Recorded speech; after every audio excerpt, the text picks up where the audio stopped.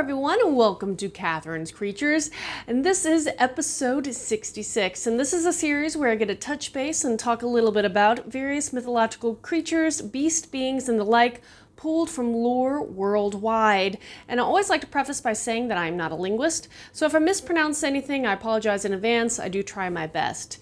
And actually, because I recently watched Netflix's new show or movie, The Troll, I wanted to actually talk about the Scandinavian troll.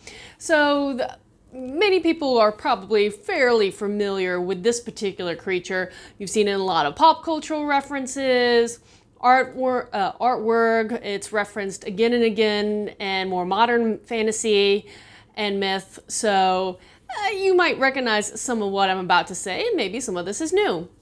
But the Nordic troll stems back again from kind of their folklore, and it's probably just a evolution from what Old Norse mythology was about in reference to the Jotnar, so they're giant-like entities, the ones that are famed for battling the thunder god Thor.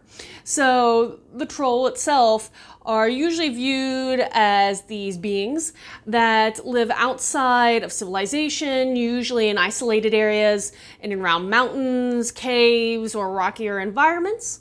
They form small family units, sometimes small enough where it's just either a father-daughter pairing or a mother-son pairing, or just, again, the small, tight-knit family groups.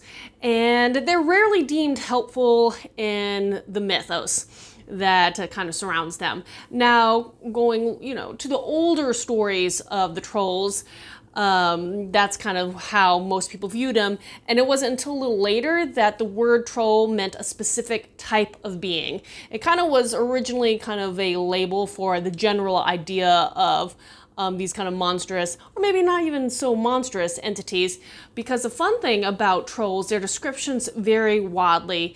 As you find out with a lot of these little videos, you may have come to realize that is fairly common, but they could be deemed as these horrendous, grotesque creatures of various sizes, all the way to looking pretty human and kind of being hard to tell apart from the human populace. So again, you can't really peg them on looks necessarily, but they are beings that avoid humans and human civilization.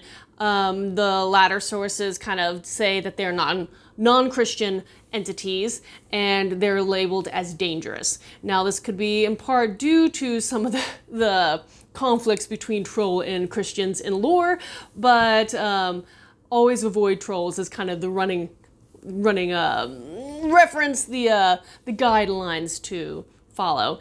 And but yeah, kind of going along with the lore, certain lore says that, and this is kind of utilized a lot, case in point, Tolkien loved this lore, where the trolls cannot deal with sunlight, so if they are caught in the sunlight, they turn to stone. And this is probably an association because there's a lot of geological features scattered throughout Scandinavian parts that have an association with trolls.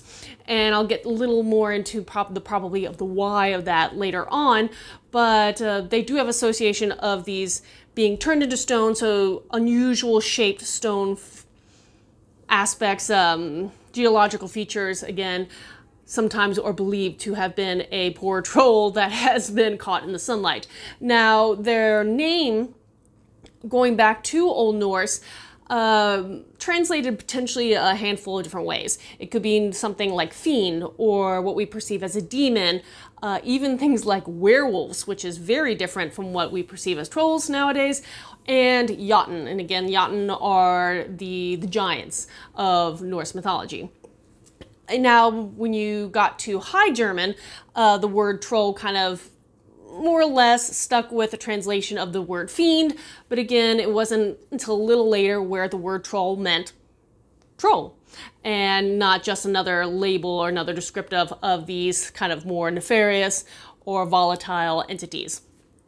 Let me see, I'm trying to make sure I cover everything. Oh, another cool thing about this is the original, kind of the older lore says that they're afraid of lightning. And this again could be a tie-in to the fact that the Jotnar, the giants, were always against Thor, the god of thunder and lightning. And so this, again, evolution of myth is probably one of the reasons why trolls from folklore are believed to be afraid of lightning itself. And they also dislike the sound of ringing bells, in particular the ringing of church bells. And that's some of the reasoning why some of the fables and lore say that various areas in and around Scandinavia were troll-free because they had a lot of churches.